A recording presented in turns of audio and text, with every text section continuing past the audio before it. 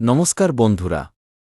আমরা শরীর খারাপ হলে ওষুধ তো খাই, কিন্তু আপনি কি জানেন ভুল নিয়মে ওষুধ খেলে উপকারের চেয়ে অপকার বেশি হতে পারে? আজ খুব জরুরি 2-3টি কথা বলব যা আপনাদের সবার জানা দরকার। সবথেকে বড় ভুল আমরা করি গ্যাসের ওষুধ নিয়ে। অনেকে মনে করেন যখনই গ্যাস হবে তখনই একটা খেয়ে নেব। কিন্তু মনে রাখবেন, বেশিরভাগ গ্যাসের ওষুধ যেমন ওমেপ্রাজল বা প্যান্টোপ্রাজল খাবার অন্তত 30 মিনিট আগে খালি পেটে খেতে হয়। তবেই এটি শরীরে সঠিক কাজ করে। ভরা পেটে খেলে এর কার্যকারিতা অনেকটাই কমে যায়।